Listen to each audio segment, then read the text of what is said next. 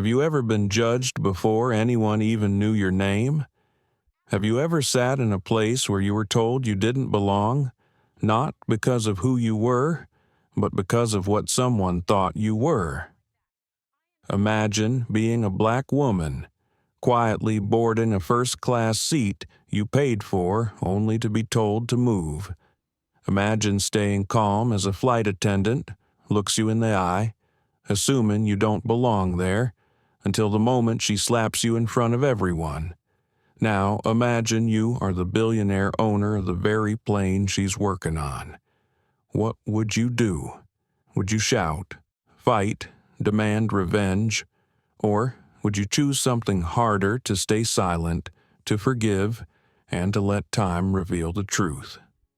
This is not just a story about a flight. It's a story about power, prejudice, and the quiet strength that changes everything. It's about how one woman turned humiliation into hope and hate into healing. Because sometimes the most powerful thing you can do is to stay still when the world wants you to break.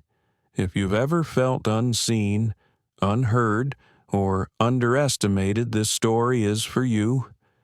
So take a breath, open your heart, and fly with me into a moment that changed everything. Don't forget to like, share, and subscribe, because what you're about to hear might just make you see people differently, forever.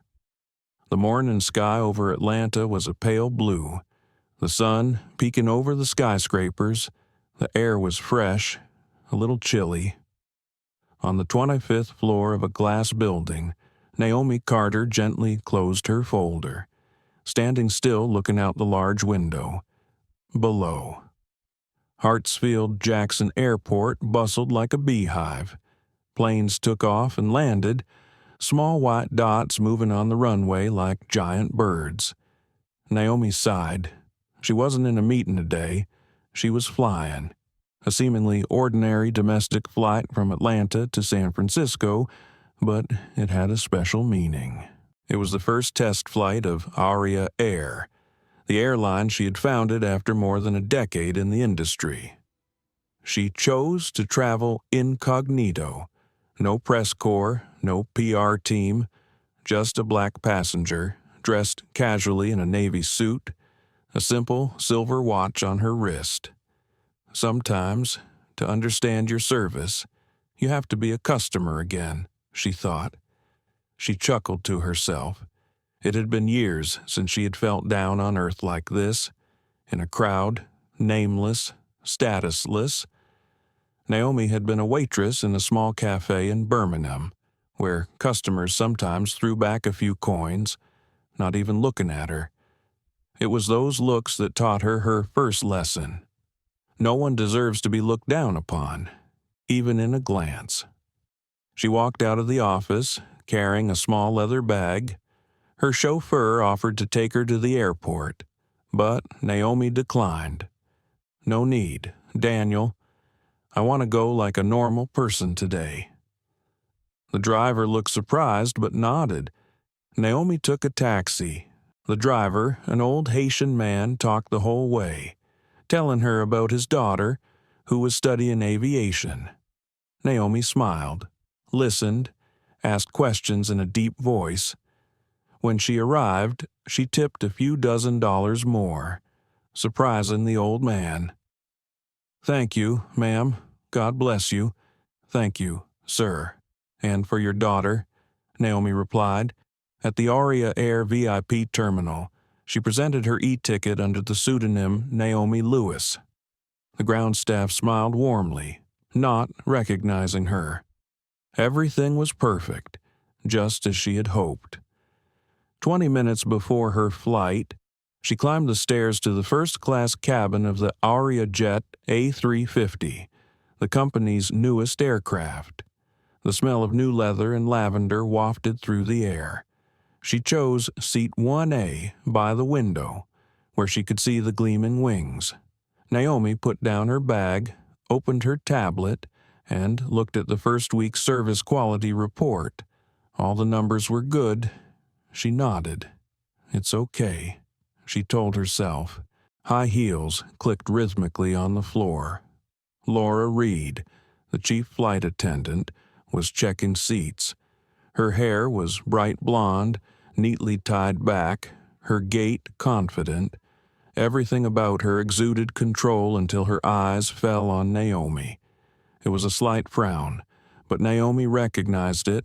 She knew that look, the strange, judging look that successful black Americans saw every day. Laura said nothing, just glanced at Naomi's seat card and walked away. Naomi smiled, unconcerned. But somewhere in her heart, a slight pang passed, a premonition that this flight would be more than just a journey through the sky. She closed her eyes, listening to the engine start. A sense of peace settled over her until Laura's voice boomed, flatly over the cabin speakers. "Hello, ladies and gentlemen. This is Aurea Air Flight 208 bound for San Francisco. Please take your seats, fasten your seatbelts, and thank you for choosing us." The voice was professional and gentle, like any other flight attendant. Naomi opened her eyes and smiled. She loved this sound, the sound of dreams, of the sky she had longed for since she was a little girl sitting in a small rented house, watching planes fly by every afternoon. She recalls the first day she started her business, being rejected for a loan because she didn't fit the entrepreneurial mold. She remembers feeling judged by her skin color, her gender, her stereotypes. But today, she was flying on a plane that bore her name. Naomi touches the silver bracelet, a gift her mother gave her before she passed away. "I will fly, Mom, but today the sky may test me again." Outside, the morning sunlight reflected off the plane's wings like a mirror. Naomi took a deep breath and whispered to herself, "Keep calm. Observe, learn. Every journey has its reason." And the cabin door closed, the beginning of a seemingly peaceful flight, but one that would become a lesson no one in first class that day would ever forget. The cabin door closed softly. The plane began to taxi slowly down the runway. The morning sunlight slanted into the first-class seats, bathing the suits, bags, and the metallic glow of the laptop. Aurea Air's first-class cabin is warm and sophisticated. Caramel leather seats, beige carpets, soft yellow lighting, and soft jazz playing from the small speaker system. Everything exudes a sense of understated luxury. In the spirit of Naomi's directive, luxury is a feeling of respect, not the distance between people. Laura Reed walked slowly down the aisle. Her high heels echoed loudly on the floor, each step a show of control. She checked each seat, adjusted her seatbelt, bowed to a few passengers. She was used to the feeling of being looked at with trust. In her 10 years of working, Laura had always believed she knew every passenger who boarded the plane. She could tell what class they belonged to by the way they dressed, the way they placed their bags. When her eyes stopped on row 1A, where Naomi Carter sat, she paused for a moment. The woman wore a simple navy suit. No designer handbag, no expensive jewelry except an old silver watch. Her hair was tied back, her face calm. Laura found this suspicious, not because she disliked it, but because she found it strange. Laura walked over, smiling professionally. "Excuse me, miss, are you sure your seat is here? This is the first-class area for platinum guests." Naomi looked up, her voice soft but clear. "Yes, that's my seat." 1A. Laura frowned and looked down at the list in her hand. She searched for Naomi Lewis Naomi's alias. She saw the words, but her gaze lingered. Something about the woman made her feel like she didn't belong in the first-class no makeup, no fashion magazines, no business-like speech. Laura smiled politely. Oh, I see. Maybe the system recorded the wrong ticket class, but it's okay. I'll check again. Naomi tilted her head slightly and smiled. If you want, you can check. I'm in no hurry. The voice was so calm that it made Laura a little uncomfortable. A thought flashed through her mind. A normal person daring to speak so calmly must want to appear important. She walked away, leaving behind a strong scent of perfume. Naomi watched, her eyes not angry, not blaming. She just felt tired. That familiar feeling returned, the way others looked at her, as if they were measuring her to see if she was good enough. She took a deep breath and looked out the window. The plane picked up speed. The white clouds passed quickly. Naomi whispered to herself, "Keep calm. It's just another test of life." The announcement came on, interrupting her thoughts. The plane had taken off. The cabin was stable. Laura returned to row 1A. "Sorry for the delay. Ms. Lewis, I just confirmed. Your seat is indeed 1A. Thank you for your patience." Naomi smiled. "It's okay. Everyone can be wrong." Her words were soft, but her eyes were so deep and calm that it made Laura feel uneasy. She nodded and turned away, feeling something uneasy inside her. Up ahead, passengers began ordering drinks. Laura served quickly and skillfully. She was always highly regarded for her professionalism, but every time she passed seat 1A, she felt watched, as if the woman was watching her every move. Naomi opened her tablet and read the news. She was silent. Next to her, seat 1B was still empty. An older man sitting in row 2, James Hunter, an independent journalist, had his notebook open. He recognized the woman by accident. He had seen Naomi Carter on the cover of a business magazine before, but now, in the dim yellow light, in her casual suit, she seemed to deliberately overshadow him. He remained silent, observing. About 20 minutes later, Laura returned with a tray of drinks. She served the passengers in order, her smile unchanged. When she reached row 1A, she stopped. "What would you like, Miss Lewis? We have red wine, coffee, water, or a light cocktail," Naomi replied. "A glass of water, please." Laura nodded, but her eyes showed a hint of surprise. A first-class passenger only ordered water. She thought, maybe she's never flown first class before. She set the glass of water on the small table and turned to continue walking, but accidentally spilled a few drops on Naomi's hand. "Oh, I'm sorry," she said quickly, her voice even but not truly apologetic. Naomi just took a tissue and wiped it gently. "It's okay." Laura nodded and left, leaving behind the scent of perfume and a cold trail on Naomi's skin. Inside the cabin, the engine hummed steadily, the passengers chattered softly. Naomi leaned back, closed her eyes, and let the cold water dry on her skin. In her mind, she saw her mother, a black woman who had worked as a maid in other people's homes. As a child, she had seen her mother insulted for dropping a plate. That feeling, the pain of being disrespected, had never left her memory. Naomi opened her eyes and looked around. Everyone was busy with their own world. No one noticed the small injustice that had just happened, but to her it was enough to bring back a long, scarred childhood. She smiled slightly and whispered, "It's okay. Naomi, I've been through worse than this." In the back seat, James scribbled something down in his notebook. He didn't know why he felt compelled to write, but he had a gut feeling.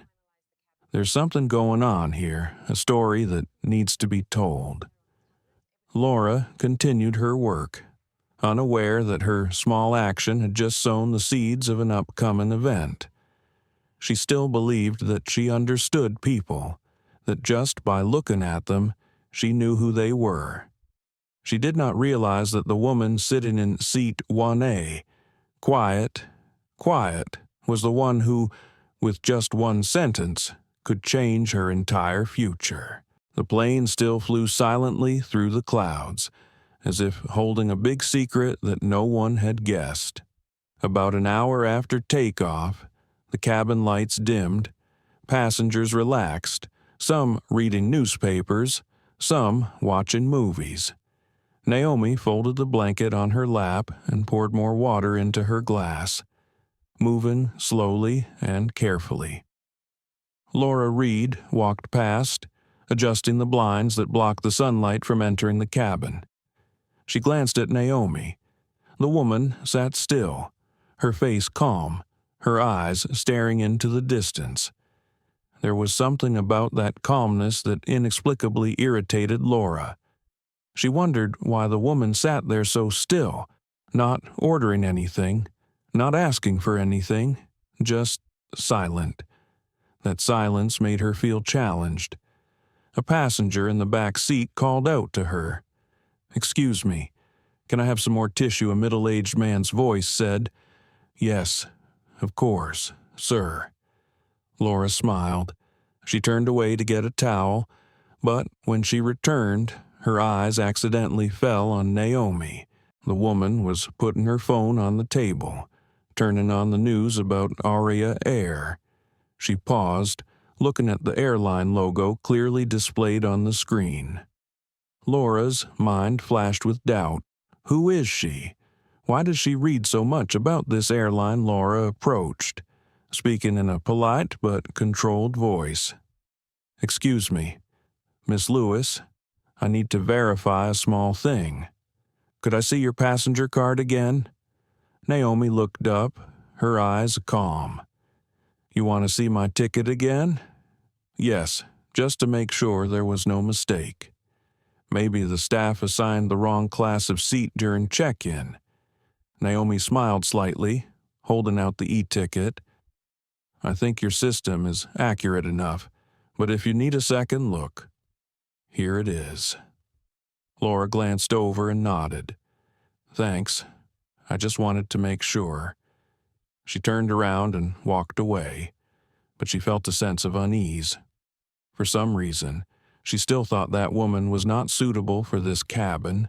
She did not see in Naomi the appearance of a high-class customer, nor the expression of admiration that was usually seen when a customer was served in a luxurious environment. Everything about Naomi was too calm. A moment later, Naomi stood up, intending to head towards the restroom. Laura immediately turned back. "Miss Lewis, sorry. The back area is for staff. Please go this way."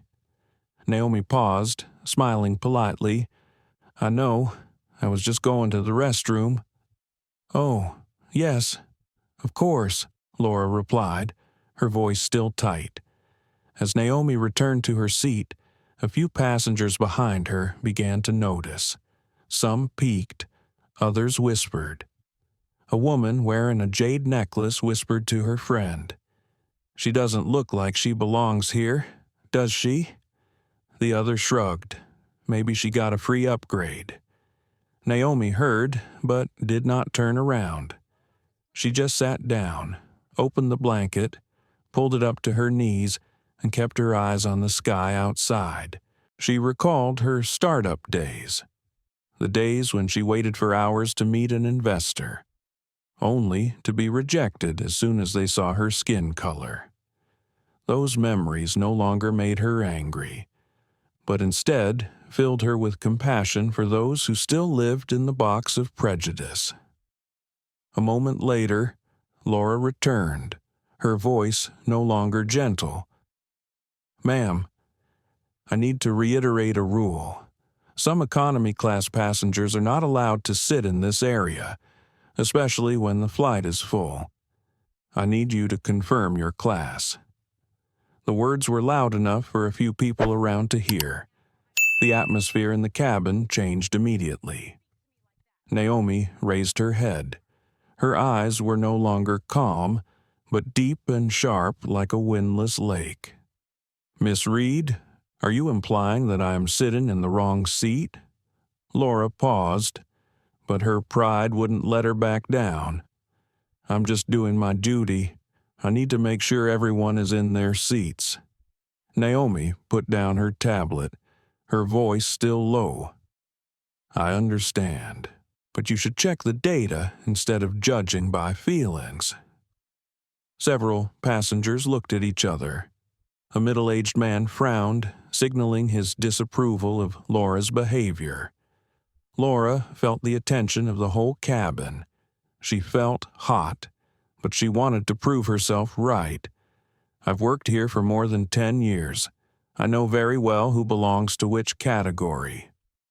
Naomi looked straight at her, her voice soft but cutting.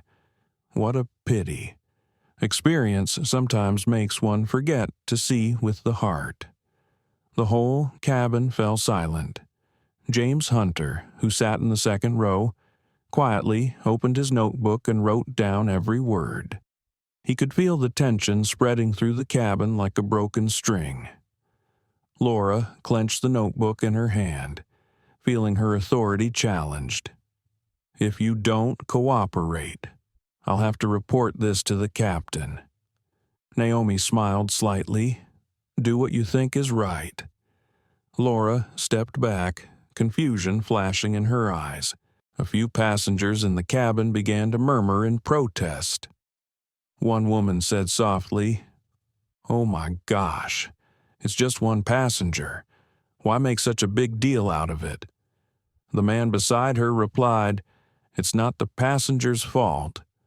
I think the stewardess was being a bit too harsh." Naomi remained still. Outside, the sky stretched out in a clear blue. The light fell on her face, making her look like a rock in the midst of a rising tide. She picked up the glass of water, took a sip, and said in a small but audible voice, "Everyone has their own test. Perhaps this is mine, and hers." Laura turned away, hiding her confusion behind a mask of professionalism. But deep inside, she felt uneasy. There was something about the woman she couldn't quite place, a confidence so steady, so quiet.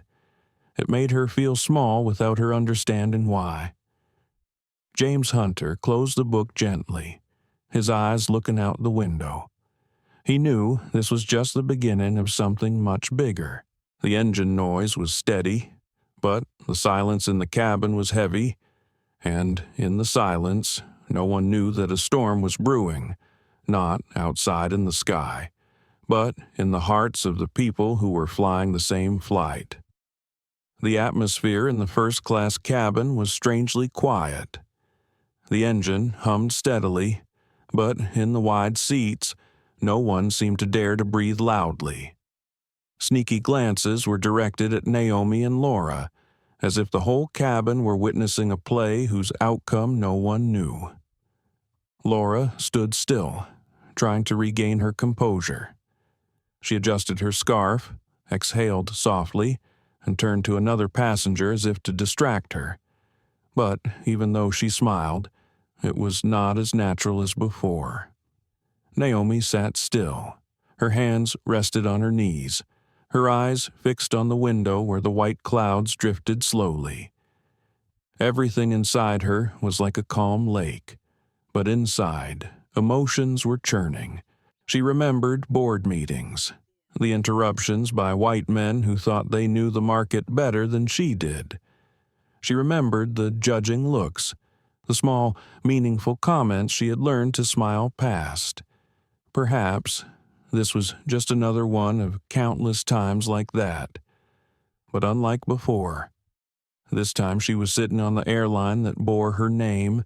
A male customer in row 3 leaned slightly and whispered to the person next to him, "She's really calm. If I were treated like that, I would have made a fuss." The other person replied softly, Maybe she's used to it. I saw the look in her eyes, as if she's been through a lot. The small words echoed, but they all reached Naomi's ears. She wasn't angry, nor did she feel the need to justify herself. She had lived long enough to know that sometimes silence was the strongest affirmation. Laura returned to the front row and checked the passenger list. She read each line carefully, checking it against the seat code. The name Naomi Lewis was still there, printed clearly with the symbol First Class, Priority. Everything was correct. She took a breath and asked herself, so am I wrong, or is the system wrong impossible? She can't be a real platinum passenger. In her mind, fragments of her professional memories flashed through. She had served hundreds of people and met many high-class guests, but she had never felt so unconfident because of a passenger. That woman, with her calm eyes, made her feel scrutinized. Laura suddenly realized she had been standing still for too long. She quickly adjusted her posture and excused herself to make coffee for the guests. She walked faster than usual. Meanwhile, Naomi leaned back slightly and took out a small towel from her pocket. She wiped away the remaining water on the table, a remnant of the incident earlier. It was a small action, but a silent sigh echoed in her heart. She thought of her mother, of the frail woman, her skin tanned by the sun, her hands chapped from washing other people's clothes. Her mother had said, "Naomi, there are some things you can't change overnight, but you can choose how you react. If you choose to be calm, you will never lose your dignity." Those words have followed her to this day, like a small light in the darkest moments. A small voice came from the seat opposite, breaking the silence. "Are you okay?" Miss Naomi looked up and saw an elderly woman with silver hair, wearing a gray cardigan, her eyes filled with kindness. Naomi nodded slightly. "I'm fine, thank you." The woman smiled gently. "You're very patient. Many people have reacted much more violently," Naomi replied. "I don't want to turn a small mistake into a big tragedy." The woman gently held her hand and whispered, "But sometimes, silence also makes others think they are right." That statement made Naomi silent for a few seconds. She looked over and met the woman's eyes, gentle and understanding. She said nothing, just smiled slightly. In the background, James Hunter continued to write quietly. He recorded every sentence, every glance, every moment of silence. He had written hundreds of articles on justice and equality, but he had never seen a moment so meaningful. It was not the screams or the violent protests that brought about change, but the quiet calmness of that woman. When Laura returned with a tray of coffee in her hand, she could feel the change in the atmosphere. Everyone was quieter, and the way they looked at her was different. She didn't say anything, just put the cup of coffee on the table and turned away quickly. A voice in her head, full of protest, echoed, "I was only doing my duty. Why are people looking at me like that?" But somewhere deep in her heart, something was stirring. A little shame, a little doubt, a little fear. Naomi remained still. She knew that her every move was being watched. But she did not want to retaliate, not because she was weak, but because she understood that true strength lies not in making people fear, but in making them think. The plane shuddered as it passed through a cold front. Some passengers clutched the armrests, others looked at each other nervously. Naomi remained calm, her hands on her seat belts. Her eyes were fixed on the outside, where the clouds were parting, sunlight filtering through the thick fog. The sight reminded her of why she started Aurea Air. She once said in a meeting, "I want every Aurea Air flight to be not just a journey in the sky, but also a journey of kindness." She let out a soft breath and thought to herself, "Perhaps today is the day my company will be tested." As the light slanted through the window, Naomi caught a glimpse of herself in the glass, a quiet woman with eyes that held both history and faith. She spoke softly, just enough for herself to hear, "Sometimes justice doesn't come with noise. It comes in a moment of forced reflection." Laura walked past again, slower, more confused. She didn't dare look at Naomi, just nodded. It was a small gesture, but enough for James to see. A change was beginning, however small. The cabin was quiet again, but it was no longer the same emotionless silence as before. Between the strangers, an invisible energy spread, the realization that sometimes people don't know how big something is until it makes them look at themselves. Naomi closed her eyes, letting her mind drift. She knew this was just the beginning of a chain of events she could not have predicted. But deep down, she believed that everything came at the right time to teach us something. The plane was at a steady altitude. The engine noise was steady and gentle, like the breathing of a giant beast sleeping peacefully in the blue sky. Laura Reed stood in the small kitchen at the end of the first-class cabin, looking at the cup of coffee in her hand. Her heart still not calm. She didn't know why she felt so upset. It was all just a small misunderstanding, but the woman's eyes in seat 1A kept haunting her. They weren't accusing. They weren't angry. They were calm. But it was that calmness that made Laura feel small. "Don't let the customer affect your mood," she told herself, squeezing the handle of the serving tray. But inside, a part of her pride still smoldered like a burning ember. Laura fixed her hair and smiled awkwardly in the mirror. "I'm the head stewardess. I have everything under control." She walked out of the galley, carrying a tray of drinks. The cabin was quiet. Most of the passengers were reading or sleeping.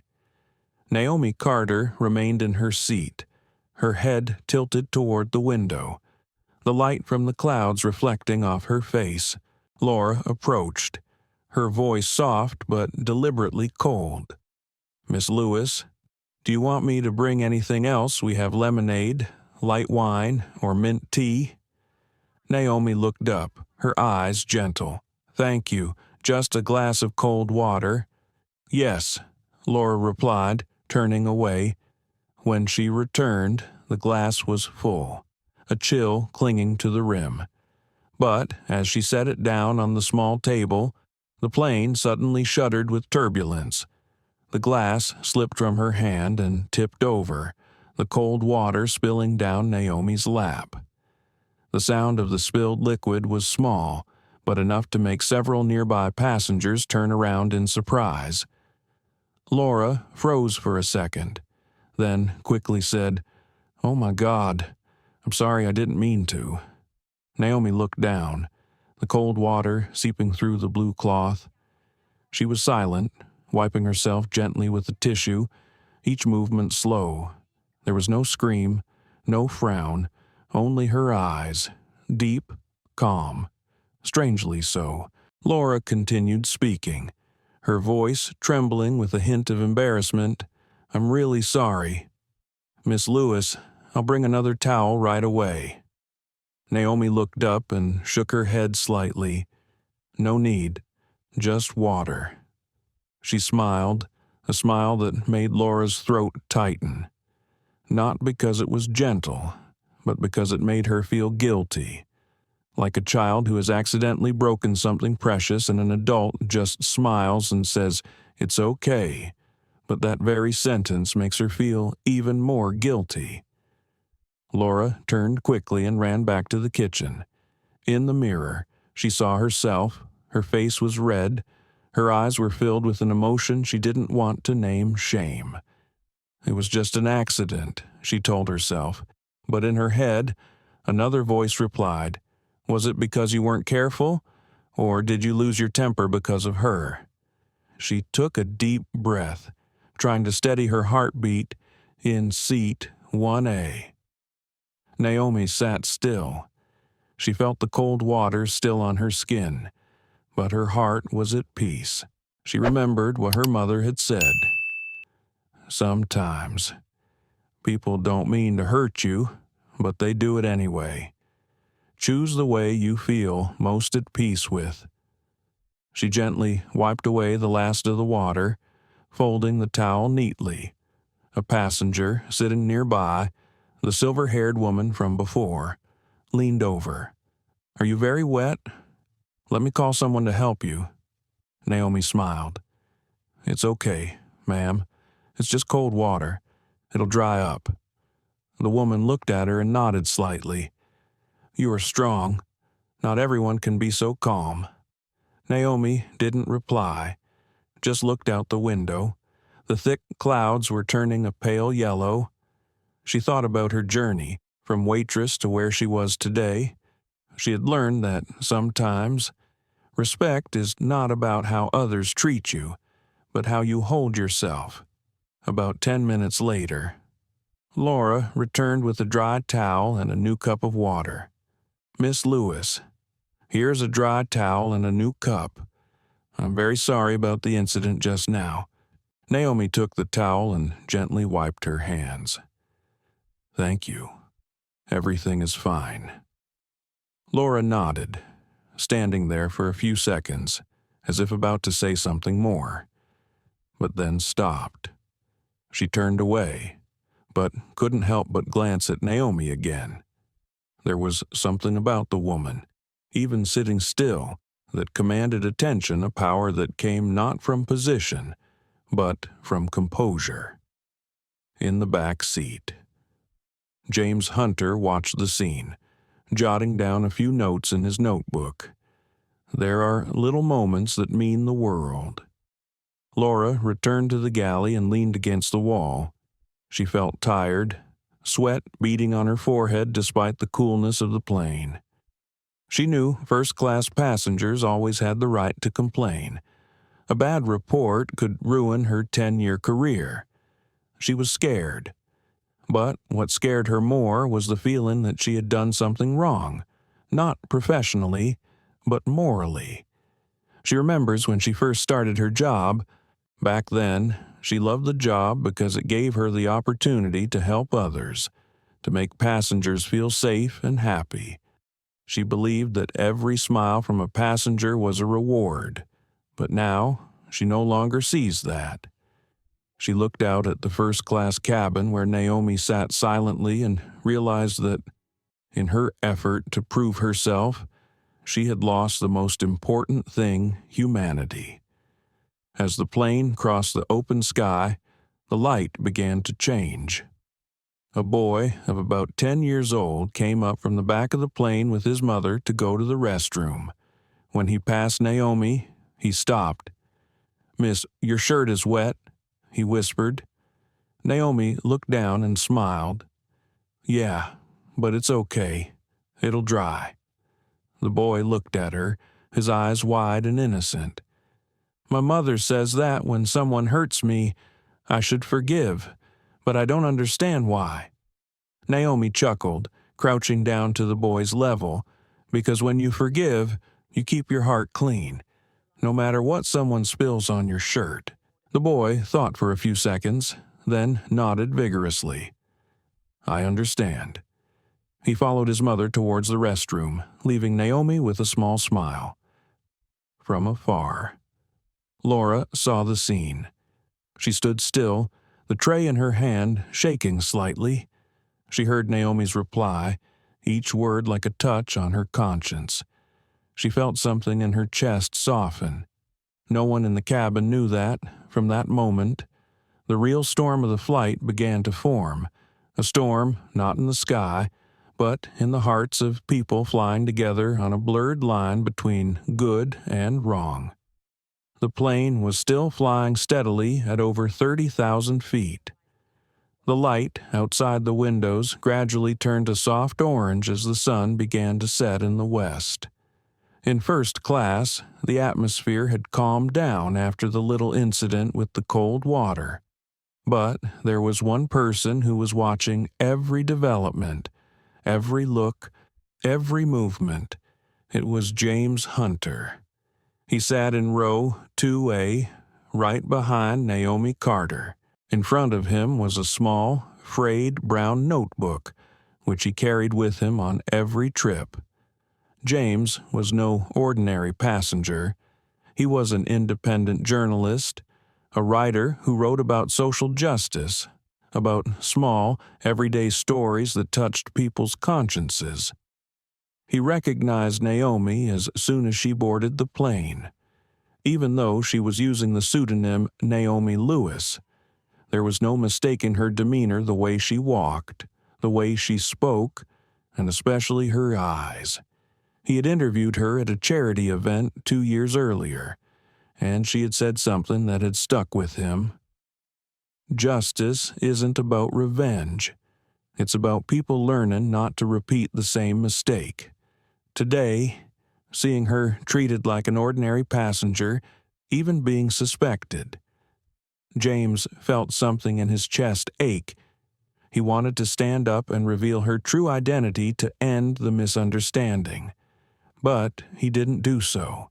He wanted to observe, to understand, to see how this woman, whom he had written about as a symbol of kindness in the business world, would react when she herself found herself in an unfair situation. Naomi sat across from him, still calm, a fresh glass of water in her hand, her eyes fixed out the window, no sign of anger, no word of complaint. James picked up a pen and quickly wrote a few lines. True strength lies not in how loud one speaks, but in how quietly one remains silent when offended. He stopped, looked up, and saw Laura Reed. She was standing in the service area, checking the passenger list. Her face looked tense, occasionally glancing at Naomi as if to make sure the woman was not angry. James knew that feeling.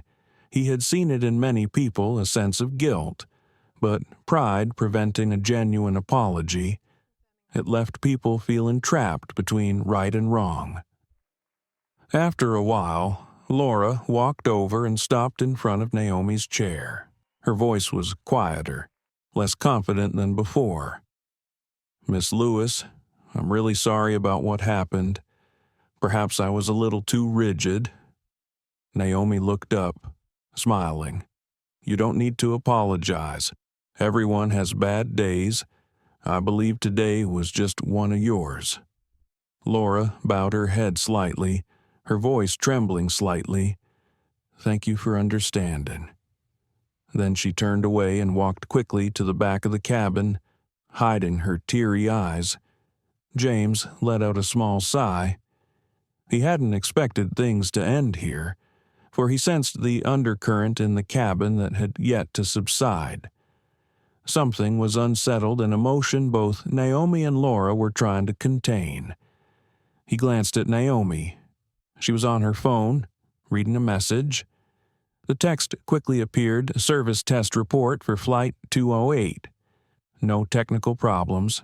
She typed a few words back. Good. Observe the service attitude. James smiled to himself. She's still working, even as a guest. In the compartment, the boy from earlier, Ethan Lewis, passed by again. He smiled brightly at Naomi. Your shirt is dry. Naomi smiled and replied, Yes, it is dry. Thank you. The boy asked softly, What do you do? Naomi looked at him, her eyes softening. You help others fly safely.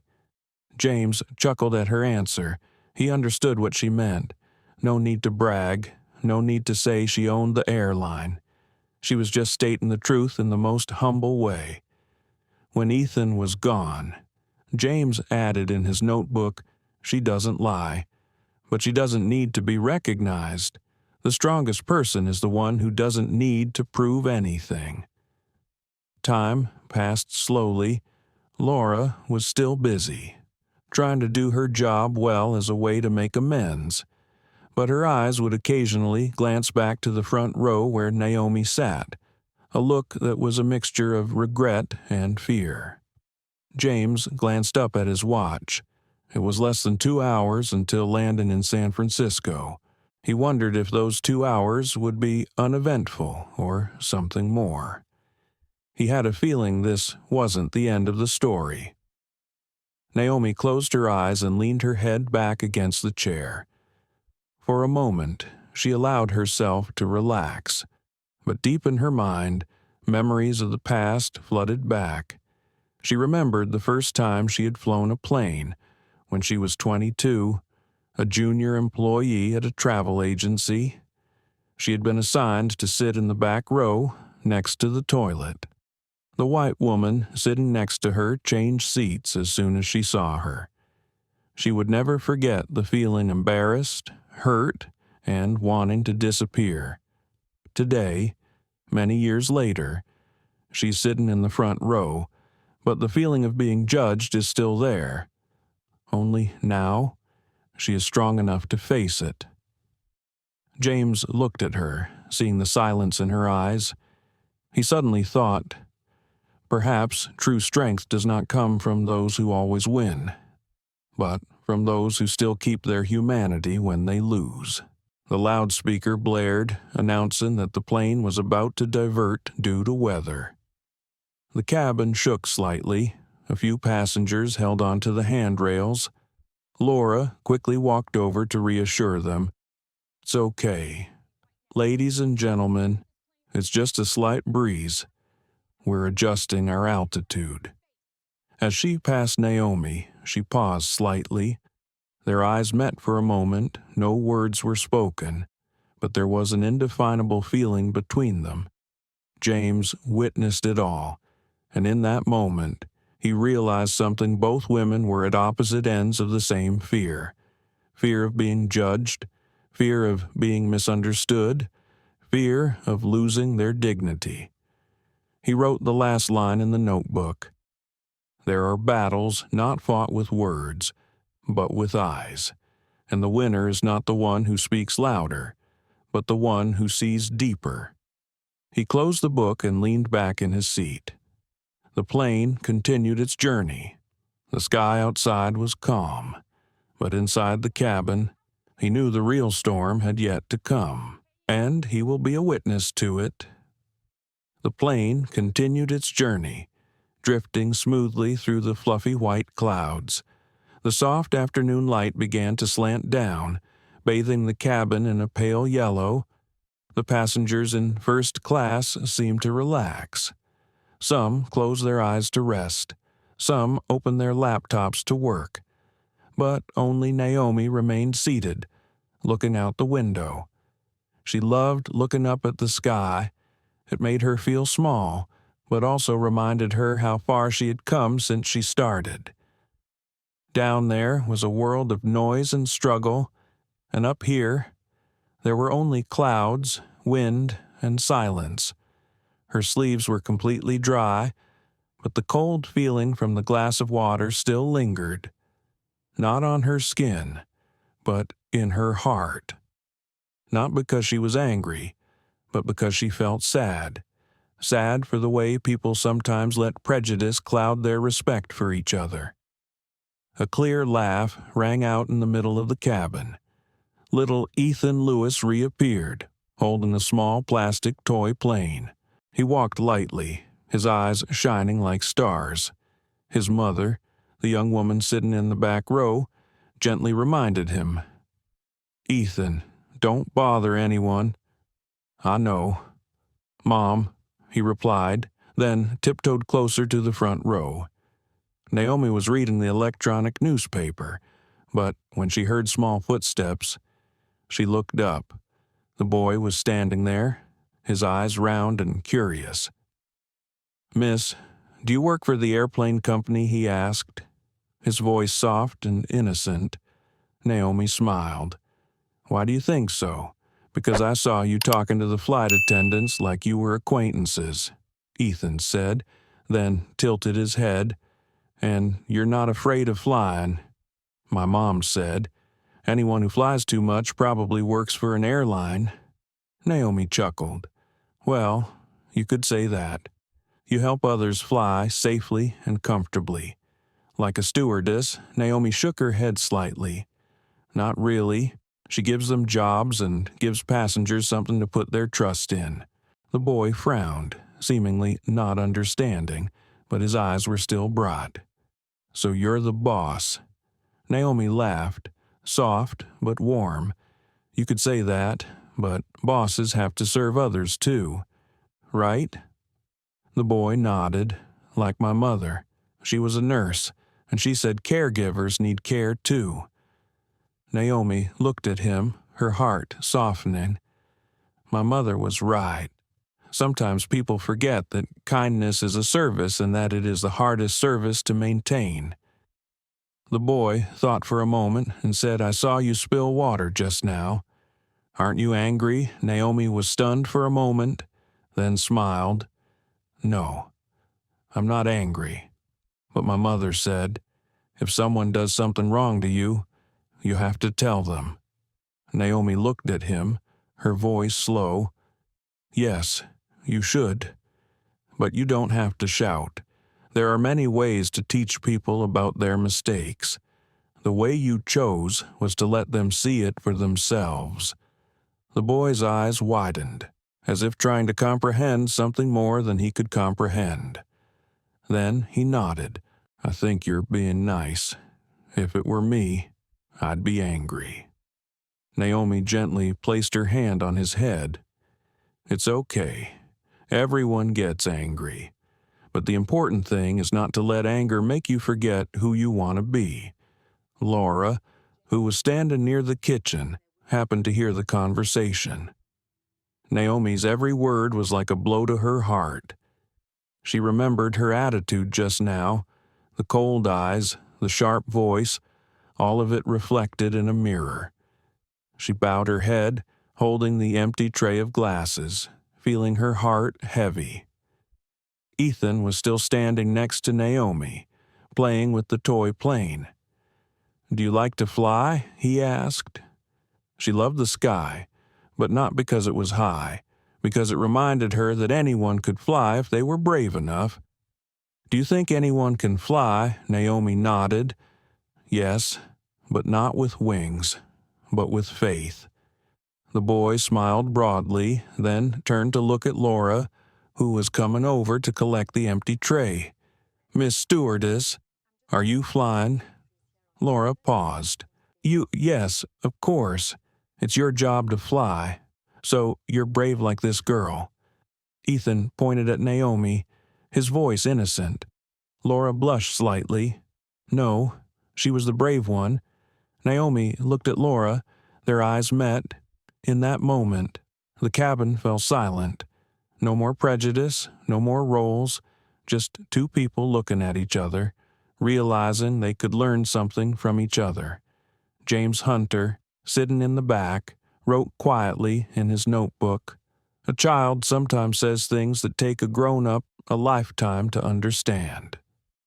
Laura placed her hand on her chest, feeling her heart beat faster. She didn't know if it was from embarrassment or awakening. She only knew that those simple words were making her want to change.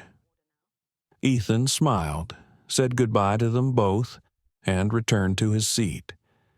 His mother quietly thanked Naomi for speaking to her son. He asks a lot of questions, but he's a good boy. Naomi nodded. She has a beautiful heart. Thank you for raising her like that. The mother smiled and pulled her son back to his seat. Before leaving, Ethan turned back and waved. Bye, miss. When I grow up, I want to fly like you. Naomi laughed. I'll wait. A small laugh rang out, breaking the heavy atmosphere in the cabin. A few passengers smiled slightly, as if they had also touched something pure and light. Laura stood still beside her, looking at Naomi. The words echoed in her mind. Kindness is also a service. She realized that she had forgotten that long ago. During her years in the profession, she was so busy proving her professionalism that she forgot that her profession started from her love for people. Naomi turned and met Laura's eyes. She said nothing, just nodded slightly as a greeting. Laura bowed slightly in response, and for the first time during the flight, her smile no longer seemed forced. James closed the book and leaned back in his chair. He knew this was more than just a journey in the sky. It was a flight of lessons that people share with each other, sometimes passed on through a cold glass of water, a silent look, or simply an innocent question from a child. The plane continued to glide through the sky. Outside, the sun was already leaning west, casting a golden glow on the wings of the plane. Naomi looked out the window, feeling her heart lighten. Although she had no idea what would happen next, she knew one thing: the storm in someone's heart had just begun to dissipate. The sky outside began to turn a pale gray as the plane entered a cold front. The clouds were thick as wool, drifting slowly and heavily. There was an eerie silence in the cabin, as if everyone was waiting for something to happen. Naomi sat still in seat 1A, her eyes still on the dim light outside the window. She could feel the slight change in the cabin, not of air, but of people. Laura was pacing behind her, walking faster than usual. Rain began to drizzle against the windows. The captain's voice came over the loudspeaker. "Attention, passengers. We may experience some light turbulence for the next 10 minutes. Please fasten your seat belts." Laura went to check the front row. When she reached Naomi, she bowed slightly. "Miss Lewis, please fasten my seat belt." Naomi nodded and fastened her belt. "Thank you." A slight vibration spread throughout the cabin. The plane lurched a bit, then stabilized. Naomi remained calm, but Laura's eyes showed no signs of tension. Suddenly, from behind her, a white male passenger in his 40s, wearing a gray suit, stood up. He staggered, holding onto the armrest of Naomi's seat for balance. His glass of wine spilled, spilling some onto her table. Laura turned back immediately. "Sir, please return to your seat. We are experiencing turbulence." The man sneered. "I just want to go to the toilet. Don't make a fuss." Laura kept her voice polite. "Sorry, but it's not safe to move right now." The man shook his head, his voice louder. "I pay for first class, not to be bossed around by you." He glanced at Naomi, saw that her shirt was slightly stained with wine, and laughed. "Well, it seems I've ruined your party, ma'am." The whole cabin seemed to freeze. Naomi looked at the man, her eyes not angry, just silent. "It's okay. I'm fine." Laura tried to keep calm. "Please return to your seat. Are you giving me orders?" He growled, then suddenly swung his hand. The wine glass on Naomi's table was knocked over, spilling onto her skirt. Everything happened in a few seconds, so fast that no one had time to react. Laura was stunned, but Naomi remained still, her eyes fixed on the man. "It's a shame," Naomi said softly, her voice low but firm. "Not the wine, but the way you behaved." The man frowned. "What did you say? Manners?" Naomi repeated. "It's about character, not ticket prices." The atmosphere in the cabin seemed to explode. Laura stepped forward, standing between them, her voice trembling. "Please stop, sir. If you continue, I will have to notify the captain." The man laughed contemptuously. "Who do you think you are? A white stewardess pretending to be moral, and who is sitting here, a well-dressed black woman who thinks she is important." The voice fell like a knife. The cabin fell silent. Ethan looked up, eyes wide. His mother pulled him back, gently covering his ears. Naomi remained seated, her back straight, her voice calm. "You should stop." The man laughed. "Stop. What are you going to do?" "Call the police." Laura clenched her fists. Fear and anger mixed together. The seconds seemed endless. And then, suddenly in the moment, everyone thought Naomi would stand up. Laura stepped forward. She spun around, facing the man. "Enough." "What did you say I said? Enough." The man smiled faintly. "Are you defending her?" Laura took a deep breath, her blue eyes flashing with a different light. No longer arrogance, but determination. "I'm not taking sides.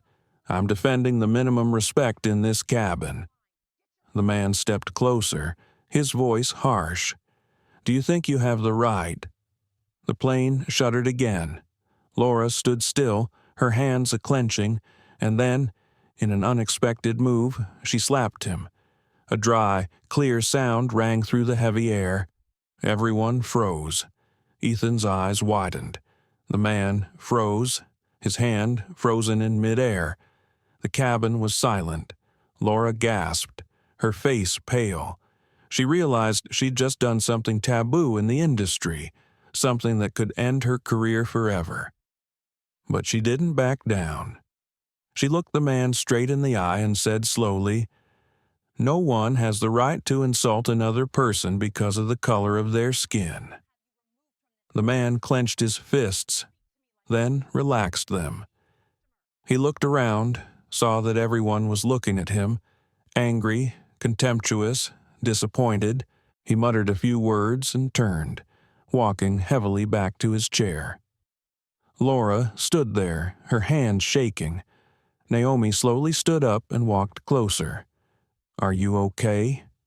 Laura nodded, her eyes filling with tears. "I couldn't help it." Naomi put a hand on her shoulder. "Sometimes justice doesn't need words, but it doesn't always have to come with a slap." Laura was silent. "I know, but I can't stand watching any longer." Naomi nodded slightly, her voice softening. "It's okay. You stood up for what was right. Thank you." A low murmur arose in the cabin, followed by a few claps first from the back, then spreading. Ethan clapped first, his face beaming. That stewardess was so brave, Laura laughed softly through her tears. Naomi looked around and saw James Hunter quietly taking notes. He looked up, his eyes shining with respect. Naomi looked at Laura and said softly, "You just taught this entire cabin a lesson without a microphone." Laura exhaled and said softly, "Maybe I can learn something from you too." The plane began to stabilize. Naomi turned back to her seat and looked out the window. Outside, the rain had stopped. Weak rays of sunlight filtered through the clouds, illuminating the wings of the plane in a soft, golden light. She closed her eyes, letting her heart calm down. Everything was happening so fast, but in the chaos, she felt one thing clearly: change does not always come from teachings. Sometimes it comes from the moment people realize they need to be different. That slap not only echoed in the air, but also in everyone's hearts, like a warning for silence, for prejudice, and for those who stood by and watched without saying a word. James wrote the last line in his notebook. "It's not a slap to that man. It's a slap to a system that has been silent for too long." The cabin gradually quieted down after Laura's slap ended the chaos. Oh, no one spoke. Only the steady hum of the engine cut through the air. The air in the first class had a different feel, heavy yet clear, as if everyone was looking at themselves. Laura sat down in the seat near the cabin, her hands still shaking slightly. She knew she had just broken the biggest professional rule. but strangely enough, she did not regret it. A strange feeling rose in her heart, fear and relief at the same time. She knew that no matter what happened next, she did not want to go back to being the person she was before. Naomi remained seated in the front row. She was silent, not a word. The late afternoon light streaming through the windows cast a warm, golden hue over her face, softening yet strengthening her features. The man in the gray suit had been sitting silently ever since he had been slapped. He said nothing, just stared straight ahead. Occasionally, he would squeeze the armrest, perhaps to control his anger, or perhaps out of embarrassment. Whenever Laura passed by, he avoided her gaze. The captain announced, "Ladies and gentlemen, we are now flying through stable airspace. The flight will land in San Francisco in approximately 40 minutes. Thank you for flying with Aurea Air." Naomi closed her eyes. She knew these 40 minutes would be a time for everyone to reflect, and for her to make a decision. James Hunter opened his notebook and quietly wrote a few lines. He had seen enough, but the feeling that this story was not over yet urged him on. He looked up at Naomi, then at Laura. Two women, two skin colors, two identities, coincidentally standing on the same side. The intercom sounded softly, Chief Flight Attendant Laura Reed. "Please contact the control room." Laura was startled, took a deep breath, then took the walkie-talkie and walked into the private area. A male voice rang out, the captain's voice. "Laura, we just received a response from the center. There is a passenger in the first-class cabin who has been confirmed as a special person. Please check the passenger list. Special character." "What do you mean? An insider VIP, one of the Aurea Air executive board members?" "I don't have the exact name. I just know he's using a fake name." Laura froze. Her heart was pounding. "I'll check again." She stepped out and opened the passenger list. Her eyes stopped at the first line, Naomi Lewis, first class, priority gold. She suddenly remembered Naomi's eyes, the way she observed every detail on the plane, and her strangely calm attitude towards everything. A thought flashed through Laura's mind, making her pause. She ran to the corner of the cabin, opened the intercom, and accessed the internal database via the emergency code. On the list of major shareholders, the first name that appeared was Naomi Carter, founder and CEO, Aurea Air Holdings. She stood there, stunned. There was no doubt about it. Naomi Lewis, the woman she had once doubted, once looked at with prejudice, was the founder of this airline. For a few seconds, all sound seemed to disappear. Her heart pounded. Her throat tightened. Laura clenched the phone in her hand. She remembered every moment the way Naomi had spoken.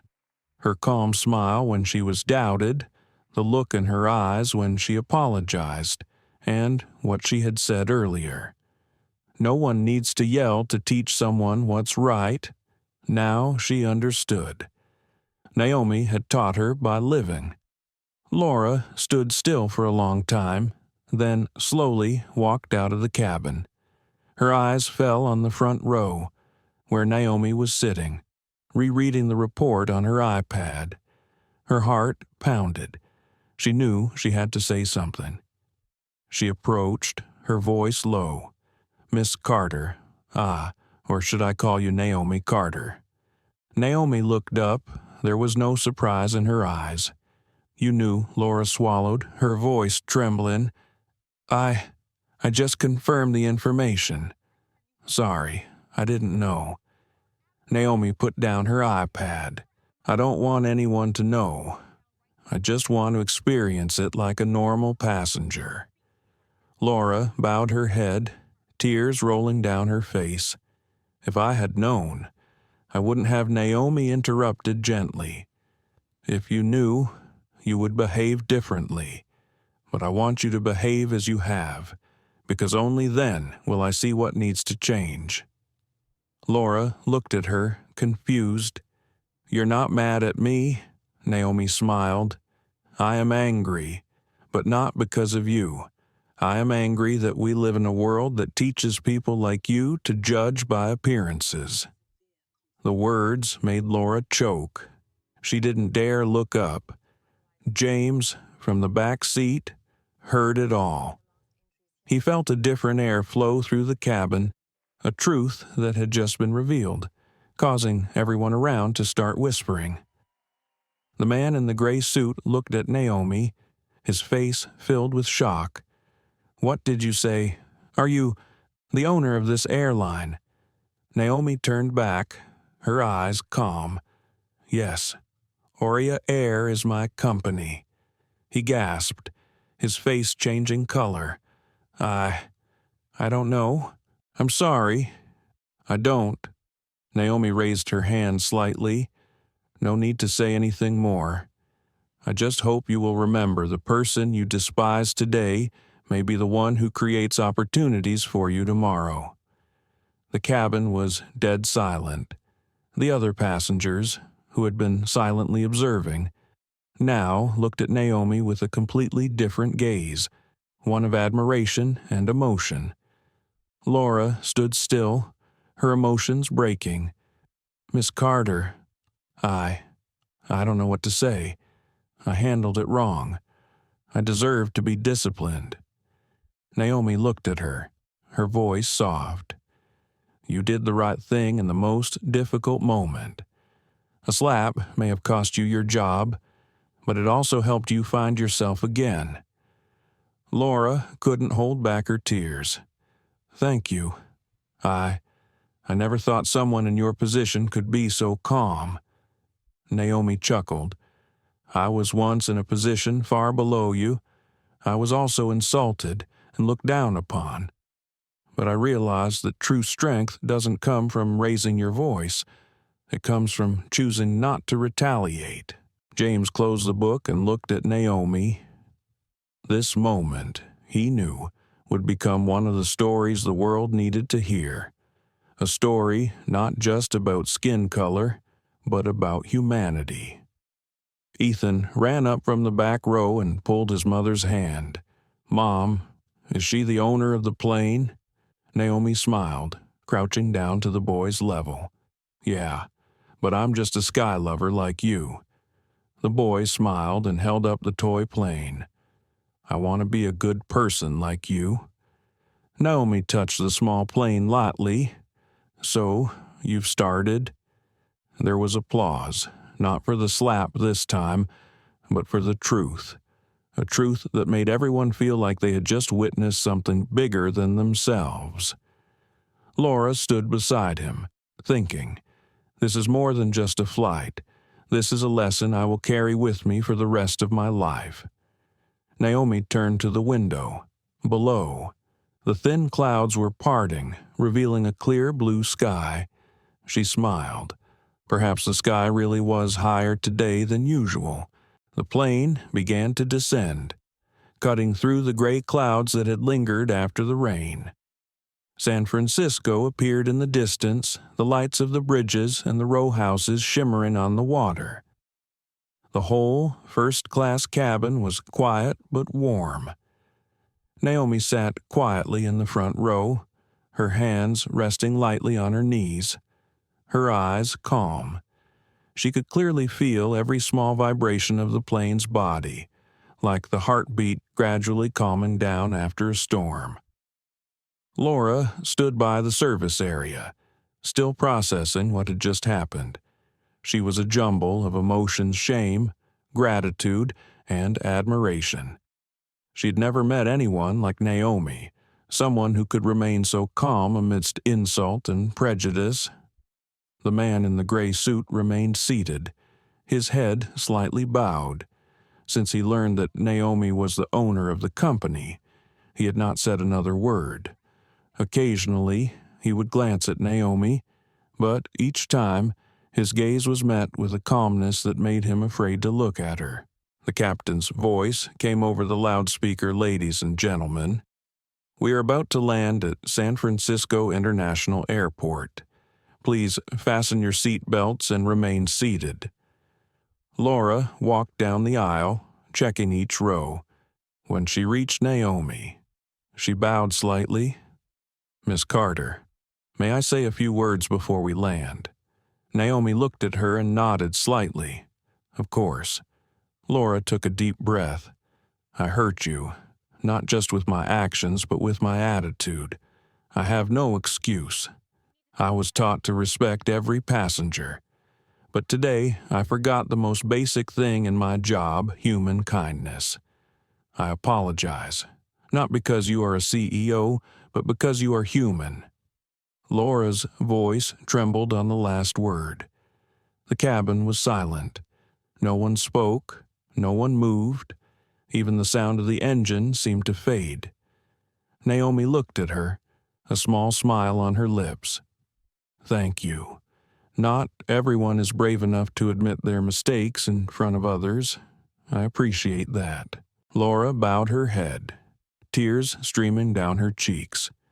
"I will remember this for the rest of my life." "Remember that," Naomi said softly, her voice soft as a breath. "But don't let it make you feel guilty. Let it make you better." Behind him, James Hunter nodded slightly.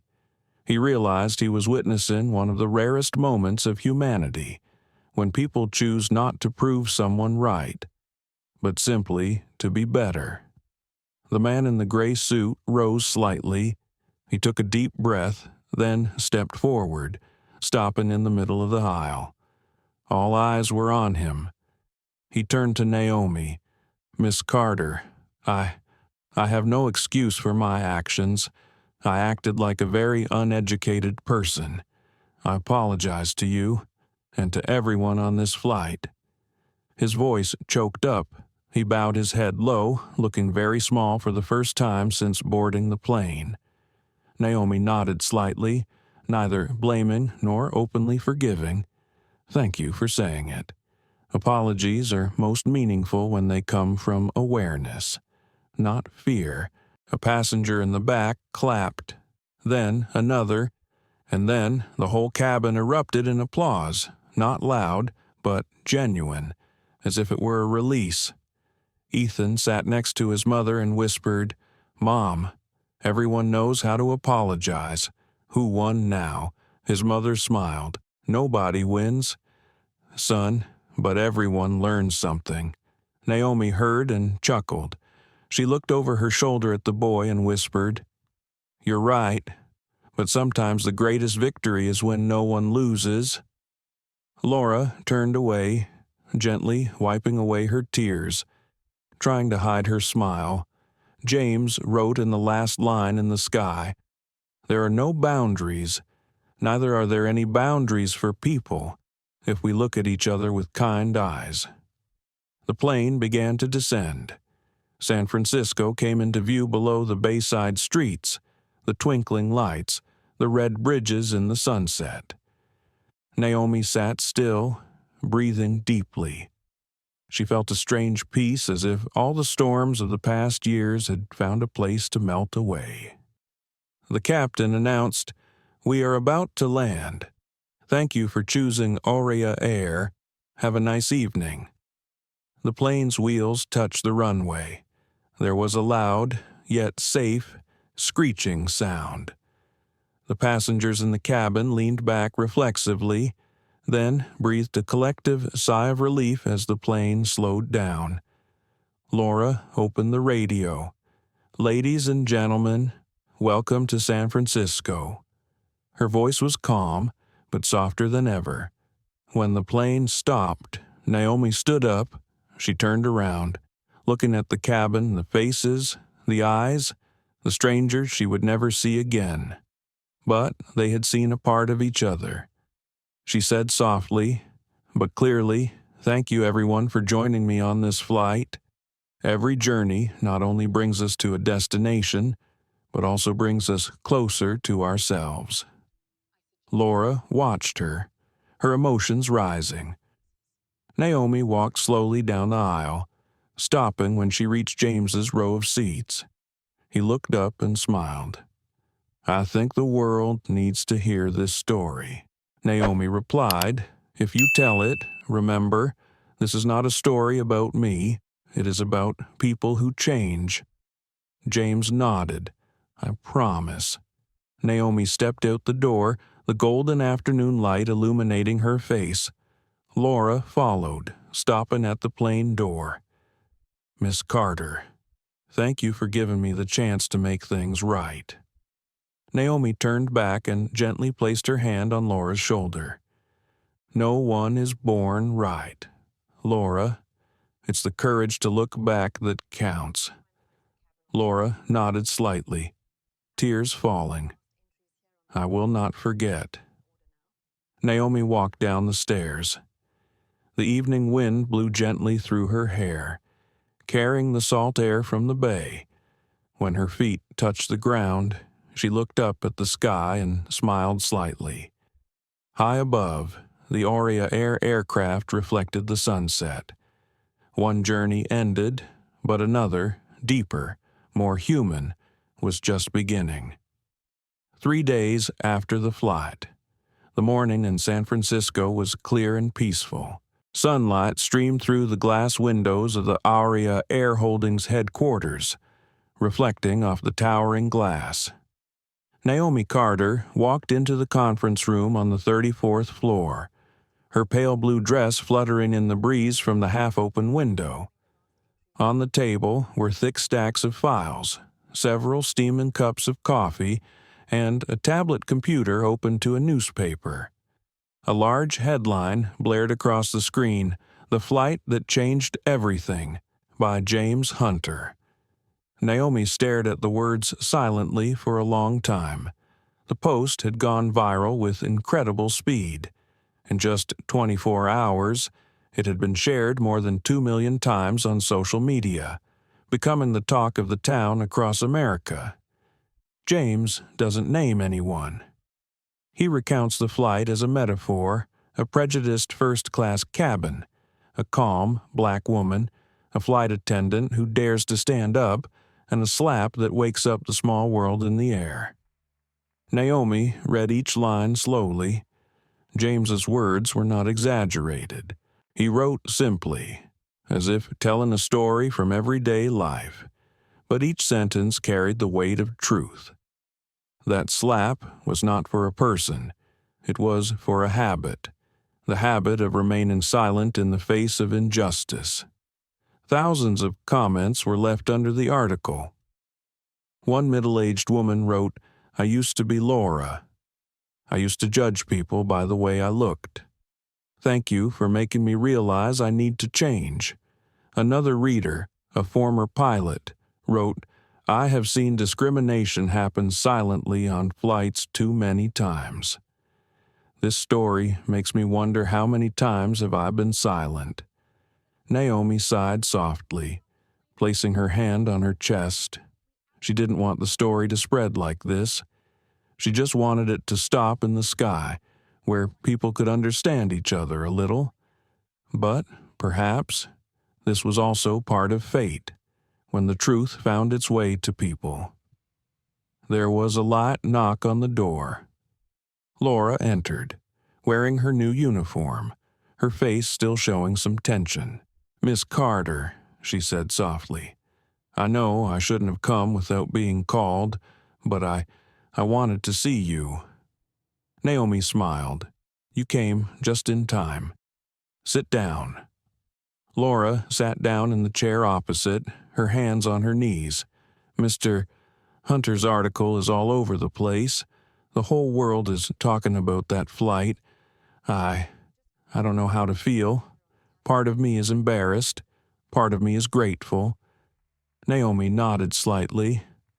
"I understand. Every change starts with discomfort." Laura chuckled. "I just got an email from the board. They haven't issued any disciplinary action yet. They said it was up to you." Naomi was silent for a long moment, then asked, What do you think if I let you continue working?" Laura looked up, her eyes wide. "You will. Give me a chance. It's not just an opportunity." Naomi replied, "I want you to lead our new training program. I call it Empathy Above All, a program that helps our team understand that before they serve customers, they need to learn to listen to people." Laura was speechless. I don't know what to say. Just saying, "I will try," is enough."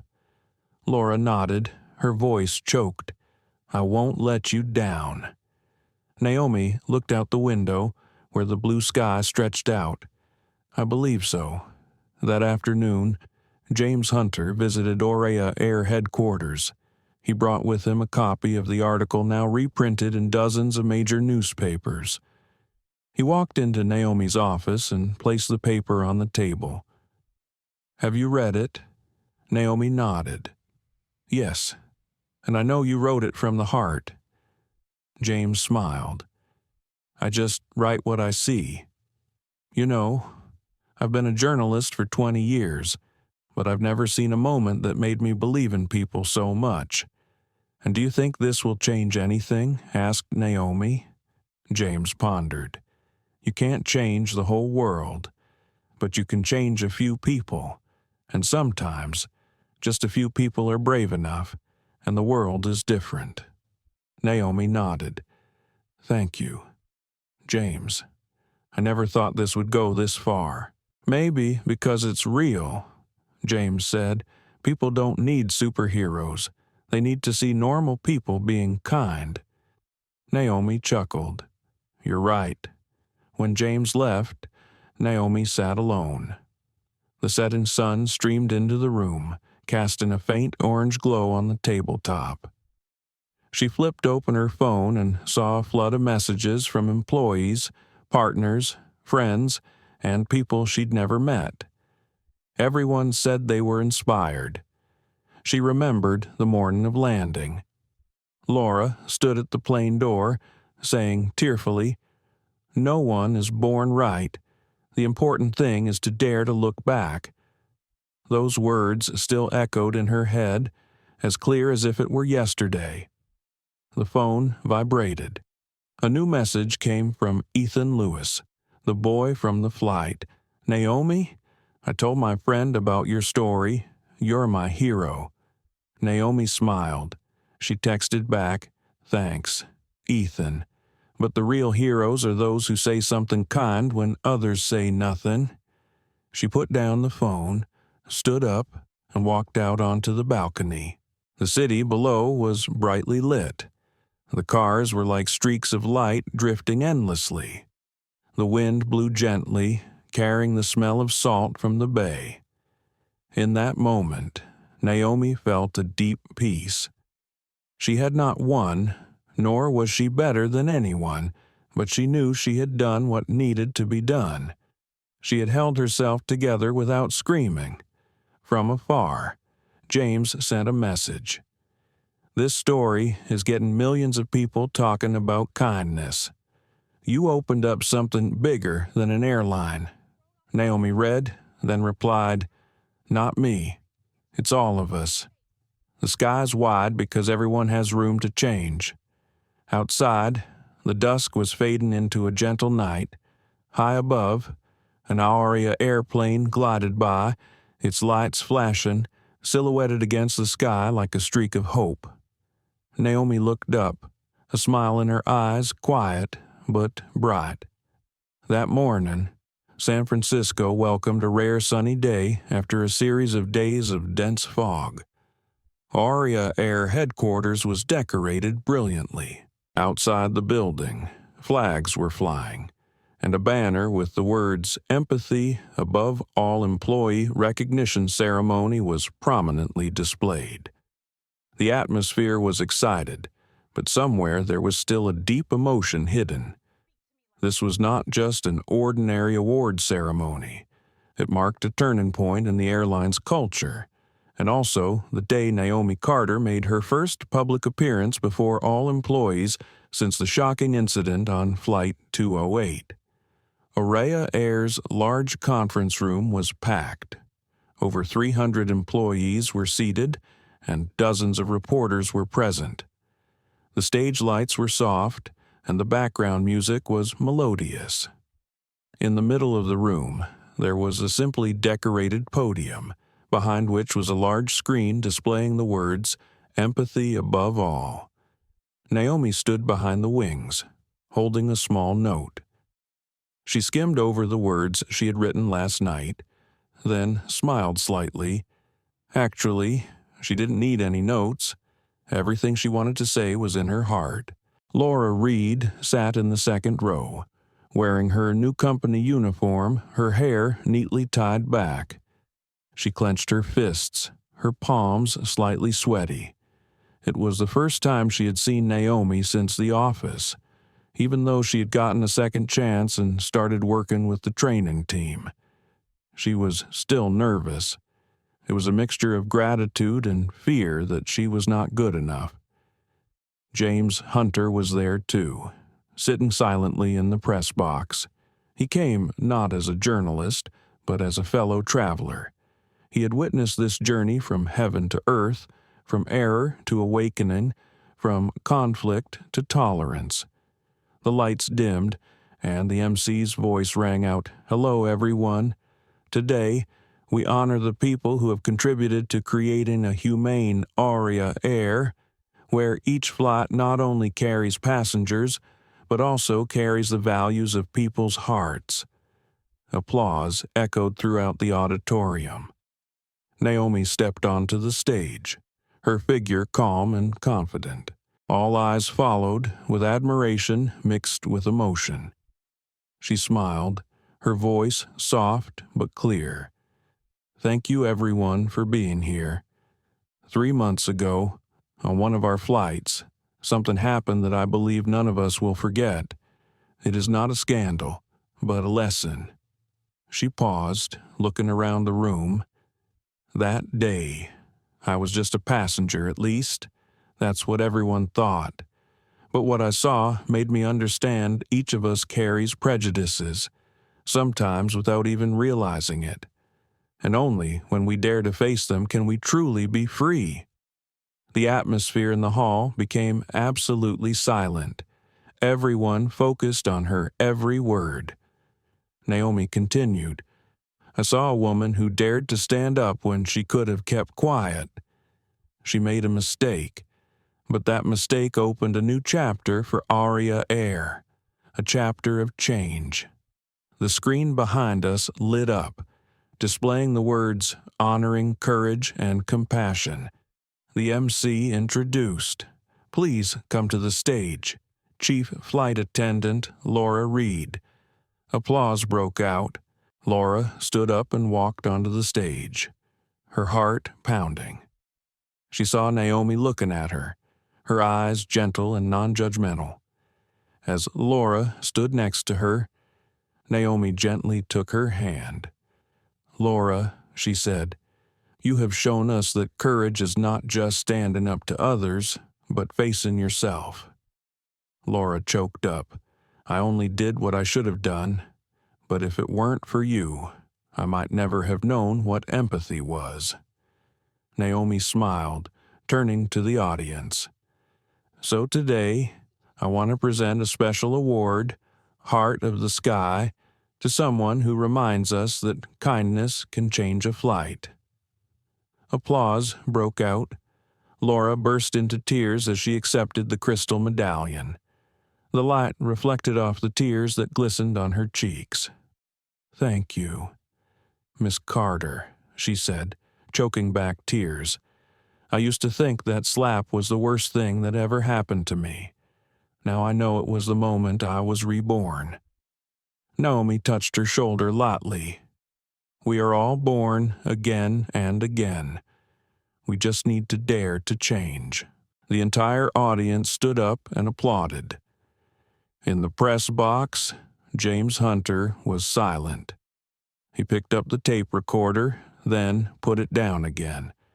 There was no need to record any more. There were moments that needed to be engraved in the heart. After the ceremony, Naomi walked out to the small garden behind the building. The afternoon sunlight fell on the green trees. The wind carried a faint lavender scent. Laura followed behind, whispering, "I still don't understand why you gave me that opportunity." Naomi turned back, her eyes gentle. "Because I see myself in you. I was wrong. I was judged. I was afraid. But someone believed in me, even though I didn't deserve it. Now it's my turn to believe in someone else." Laura nodded slightly, tears falling again. "I will live up to that belief." Naomi looked at her and smiled. "I know you can do it, because change doesn't come from position, but from the heart."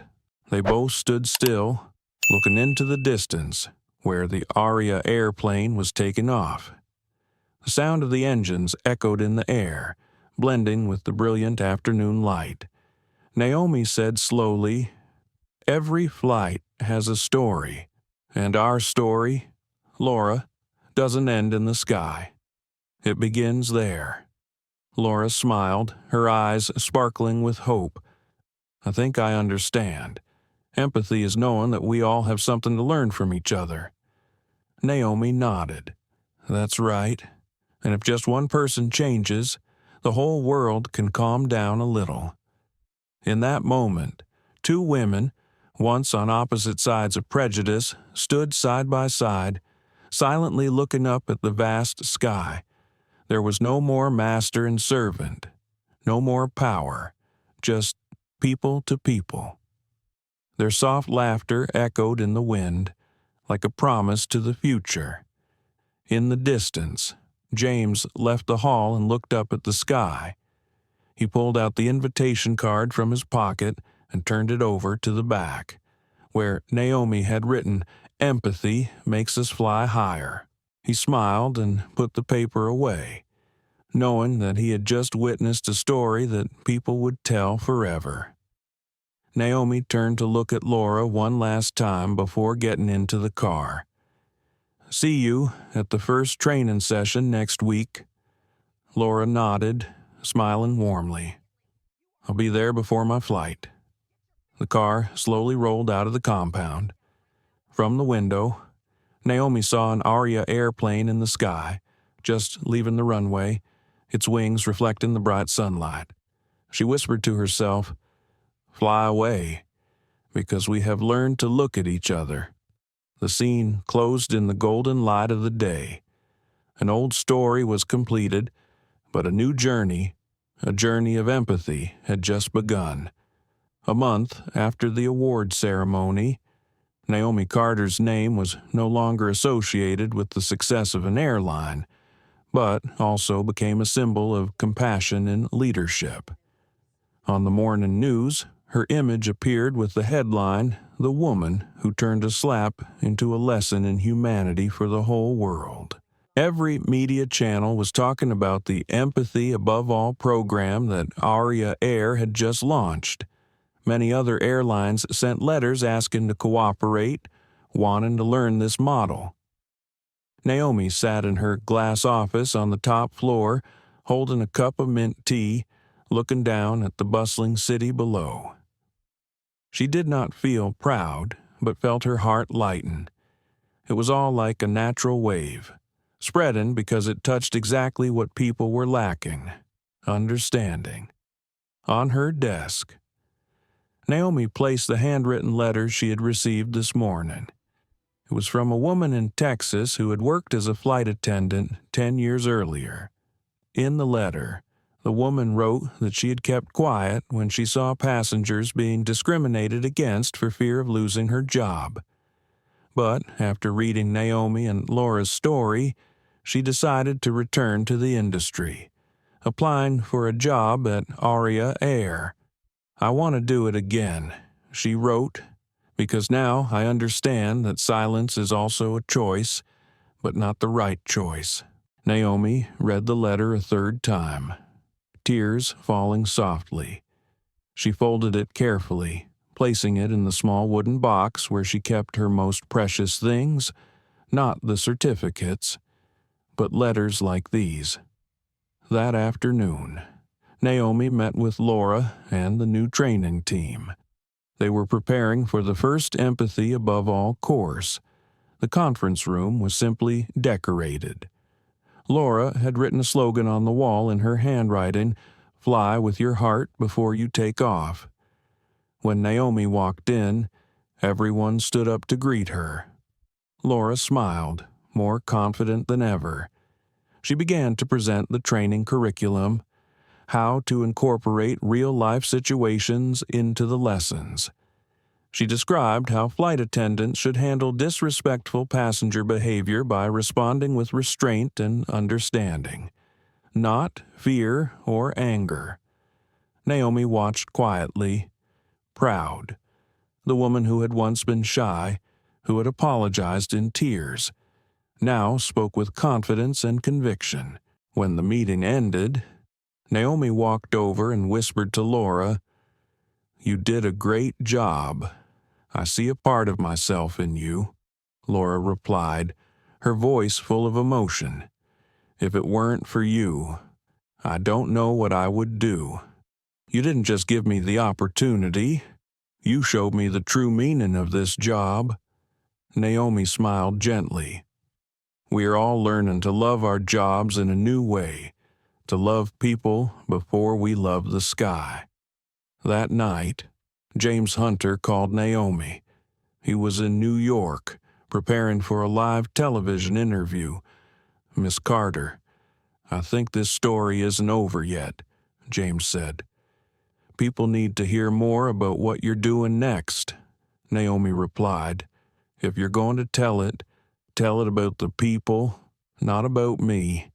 Tell it about Laura, about the people who are making a difference every day." James was silent for a moment, then said, "You really don't know what you've created. Not a movement, but a lot." The next morning, in an interview, James recounted the Aurea Air journey, the Empathy Above All program, and the two women, a black CEO and a white flight attendant, who together changed the way an entire industry was viewed. "What do you think makes this story resonate with millions of people?" James answered slowly. "Because it's true. Because we've all judged someone. And because it shows us that if we have the courage to make it right, it's never too late." The message spread. Business schools, training centers, and human rights organizations invited Naomi to speak, but she turned most of them down. She chose only those places where she really needed to, where she could sit close to people and speak in a normal voice, like a conversation, not a lecture. "I'm not here to teach," she said. "I'm here to tell a story." One weekend afternoon, Naomi returned to the airport, not following her schedule. She walked through the economy section, where regular passengers were preparing to board their flights. Laura was standing at the check-in counter, still wearing her usual smile. When she saw Naomi, she laughed and asked quietly, "Are you going on another secret experience?" Naomi winked. "Maybe, but this time I just wanted to see how things have changed." Laura pointed to the group of young flight attendants guiding the passengers. "See, they've all learned from your program. No one hangs their heads in fear anymore. They do it because they love it, because they believe that kindness is the strongest choice." Naomi smiled. "I see, and I'm happy." A boy ran by, holding a model airplane, and accidentally bumped into Naomi's foot. He looked up, his eyes wide. "I'm sorry, miss." Naomi bent down and saw that it was Ethan Lewis, the boy who had been on the flight that day. His mother walked over and smiled. "Miss Carter, we always told Ethan that story. He said he wanted to be a pilot so he could fly people without anyone being treated unfairly." Naomi laughed, her eyes shining with emotion. "You've flown," she told Ethan. You just have to keep your heart the way it is now." The loudspeaker announced the flight was about to depart. Naomi stood watching the Aurea airplane taxiing down the runway. She closed her eyes, feeling the wind, the engine, and her heartbeat. In her head, she heard her father's old words from when she was little. "The sky belongs to no one, my daughter, but those who live a good life are flying anywhere." As the plane lifted off, Naomi smiled. She knew that the journey wasn't about the distance, but about how people treated each other along the way. And in her heart, there was a quiet belief as long as there was someone willing to listen, the world would be a better place every day. 6 months have passed since Naomi Carter launched the Empathy Above All program. Now, on every Aurea Air flight, people not only see professionalism but also feel something warmer, understanding between people. Passengers report that the airline's flights seem more peaceful, with less arguing and more smiles. Some even joke that they fly with Aurea Air not because of the spacious seats or delicious food, but because they feel respected. Naomi was at the International Aviation Conference in Chicago, where she had been invited to be a keynote speaker. The room was packed with CEOs, experts, and representatives from major airlines. The theme of the conference was compassionate leadership in a world of credibility crisis. When Naomi stepped onto the stage, all the lights were on her. She wore a simple, off-white suit that exuded confidence and serenity. She didn't read from her prepared speech.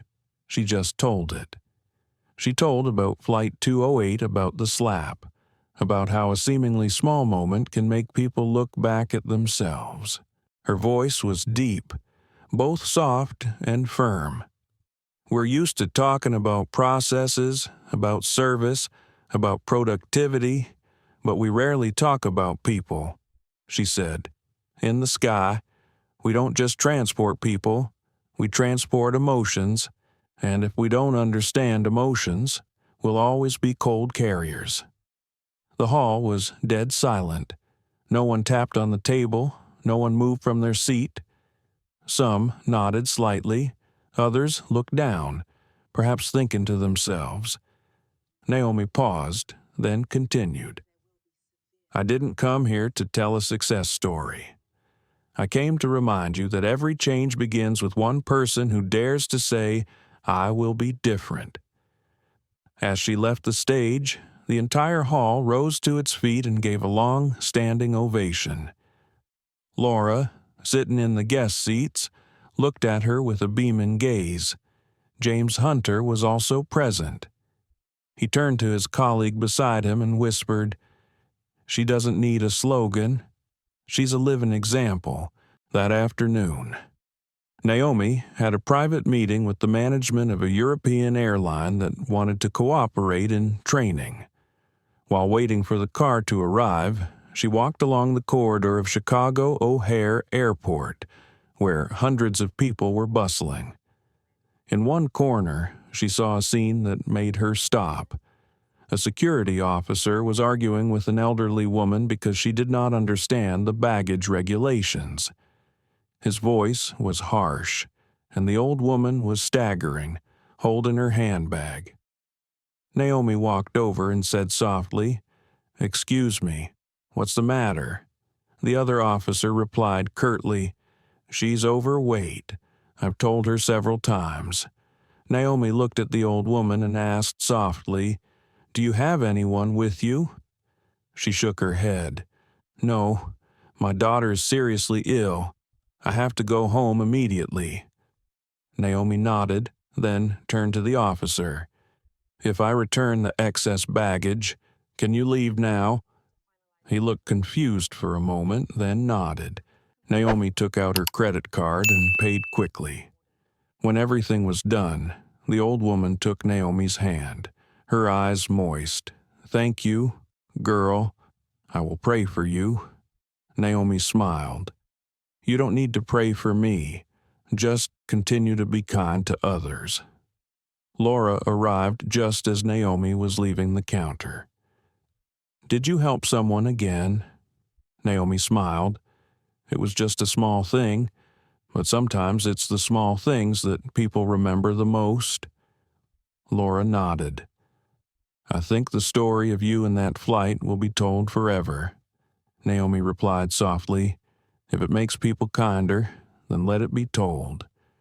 That night, Naomi sat in her hotel room, looking out at the night sky. The city below was bright, but high above. Only the lights of small planes hovered in the darkness. She thought of her parents, who had worked all their lives to support her education, despite the injustices they endured. She thought of the first time she was rejected for an interview because her hair was naturally curly. She thought of the time she had smiled to hide her hurt. All of it had brought her here, not to prove anything, but to be herself. The phone rang. It was James. Naomi. I just got the news, he said, his voice full of excitement. Your speech at the conference went viral. Over 1 million shares in 4 hours. People are calling it the speech that touched the sky. Naomi chuckled. I only say what I believe, James said. Yes, but you speak from the heart, and that makes people believe.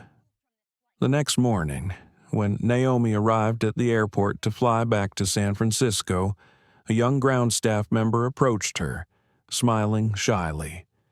Miss Carter, I just wanted to say, thank you. I read the article about you. I used to be afraid of doing something wrong, afraid of being scolded, but now I understand that as long as I do what is right in my conscience, I have nothing to fear. Naomi put her hand on his shoulder. You know, the world doesn't need to be perfect. The world just needs to be real. As the plane took off, Naomi sat close to the window, looking out at the white clouds under the sunlight. The sky was as wide as if it had no end. She whispered softly, This sky belongs to no one, but those who know how to love it will always find a way to fly.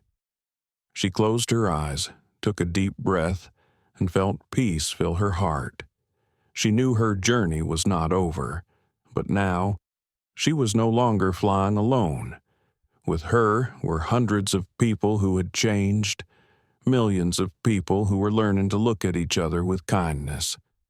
As the plane stabilized at 30,000 feet, Laura approached and gently placed a cup of tea on Naomi's desk. I thought you might need this, she said. Naomi opened her eyes and smiled. Thanks. Laura looked out the window. Did you notice the sky's much clearer today? Naomi replied. Maybe we're seeing things differently. The cabin speaker blared, We're cruising at 30,000 feet. Outside temperature 58 degrees. Beautiful weather, no turbulence. Naomi smiled, turning to Laura. It's beautiful. But what makes the sky beautiful isn't the weather, it's the people. Laura nodded slightly. They both looked out in silence, where the light reflected off the plane's silver wings symbolizing a changing world. Starting with loving people. A year after Flight 208, the name Aurea Air has become a symbol of positive change in the U.S. airline industry. Not only has revenue grown steadily, but customer satisfaction has reached record levels. But for Naomi Carter, the numbers have never been the goal. What makes her most proud are the smiling faces she sees every time she walks through the airport. The sincere greetings instead of forced smiles. That morning, Naomi arrived at Aurea Air's new headquarters, which had just been completed with a rooftop garden. She usually arrived early before everyone started their workday. In the quiet space, she sipped her coffee, watching the sky gradually brighten in the distance. The first rays of sunlight shone through the glass, reflecting off the company logo, a pair of silver wings with the words, "Empathy above all." Naomi smiled slightly. It was not just a slogan, it was a belief. The elevator doors opened, and Laura Reed stepped in, carrying a folder. "You're early, as usual," Laura said cheerfully. Naomi turned and smiled. "I love watching the sunrise from here. It reminds me that every day is a chance to start over."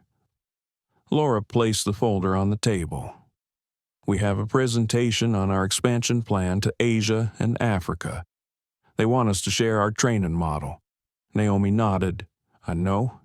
And this time, I want you to be the main presenter." Laura rolled her eyes. Naomi nodded affirmatively. "You're a living testament to what we believe.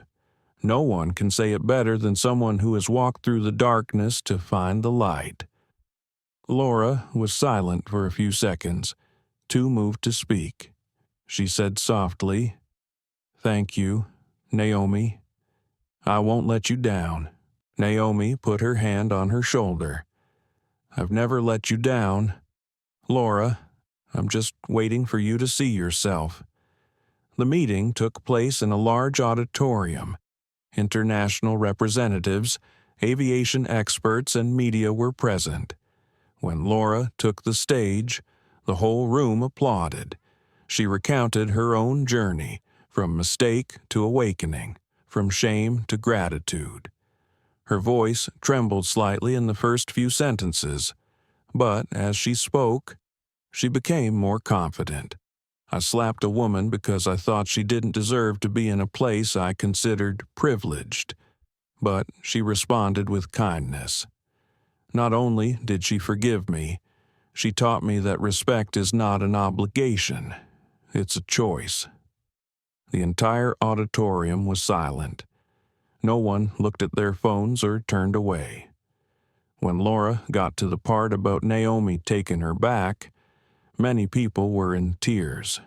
At the end of her speech, she bowed slightly. "We may not be able to control how others treat us, but we can choose how we respond. I choose compassion, because it is the only way to make this world feel better." The applause lasted for nearly 2 minutes. Naomi stood up, her eyes filled with pride. She knew Laura was no longer the scared woman she once was. She had become a true inspiration. After the meeting, Naomi and Laura headed to the airport to catch a flight to New York, where Naomi would receive the United Nations Global Humanity in Leadership Award. On the way out, James Hunter called. "Naomi, I just finished writing the last article in the Empathy Above All series. I titled it The Flight That Changed the Sky. Would you like to read it first?" Naomi smiled into the phone. "I trust you. Let the world read it." As the plane took off, Naomi sat by the window, looking out at the open sky. Laura sat next to her, watching the clouds. "I still can't believe I'm flying to New York with you to accept an award," she said, almost jokingly. Naomi replied lightly, "We're not just accepting an award. We're telling a story." Laura laughed. "And this time, I'll be the one telling it with you, mid-flight." Naomi replayed the moments, Laura's angry face, the confused looks from the passengers, the loud slap, and the silence that followed. If she had reacted differently that day, perhaps none of them would be where they are today. She understood that forgiveness is not a weakness, but the greatest strength a person can have. When the plane landed in New York, night had fallen. The city lights were shining brightly, reflecting off the sky. Naomi looked at Laura and whispered, "Do you see those lights? Each one is a story of someone trying to be better every day." Laura nodded, "And I hope, somewhere, someone is finding their own light too." The next morning, the award ceremony took place at the United Nations Hall. When Naomi stepped forward to accept her award, the audience stood up and cheered. She held the clear glass trophy engraved with the words, "For changing the way we see each other." She looked up, her voice clear. "I accept this award on behalf of all those who have been judged, who have been looked down upon, but still choose kindness over hatred. I accept this award for those who dare to change, and for those who have been wrong but learn to love again." Laura, sitting in the front row, couldn't hold back her tears. James, from the press box, captured the moment, Naomi's eyes shining under the lights, the smile of a woman who had suffered, struggled, and finally won with kindness. After the ceremony, Naomi walked down the quiet hallway. A young African-American woman approached, holding a phone. "Miss Carter," she said, her voice trembling, "I want to thank you. You gave me the courage to apply to be a pilot. I thought no one would give me a chance, but now I believe I can fly." Naomi smiled and took her hand. "I've already taken off. I just don't know it yet." As Naomi stepped outside, the New York night breeze blew gently, carrying a cold scent and the distant sound of traffic. She stopped and looked up at the sky. A plane flew by, its lights flashing in the night. She said softly, "Perhaps we were not born to rule the sky, but to learn to fly together." Laura walked over and stood beside her. "What are you thinking about?" Naomi replied in a low voice. "I think about our first day, and I know that every end is just another flight preparing to take off." Laura smiled and looked up with her. In that moment, there was no past, no prejudice, just two people looking up at the sky, where rays of light merged without distinction of skin color, status, or gender. The story ends with their laughter fading into the night, gentle as the wind, but echoing forever. The story of flight attendant slaps black woman CEO is not just a tragedy about prejudice or power.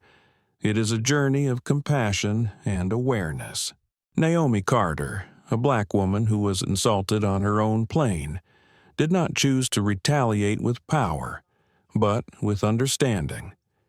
She showed the world that true power lies not in a louder voice, but in a heart that listens and forgives.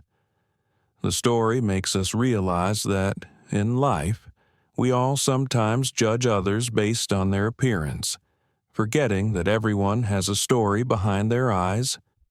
When we are brave enough to stop and understand, the world will be gentler, and people's hearts will be warmer. Because empathy is not just politeness.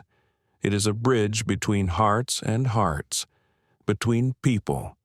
If you have ever been hurt or underestimated, remember you don't have to shout to be seen. Just be kind, and one day the light from your heart will be recognized. Thank you for listening to the end of the story. Hopefully, Naomi and Laura's journey makes you believe that kindness can change the world. If you feel this story touches you, please like, share, and subscribe to the channel to spread more healing and humane stories every day.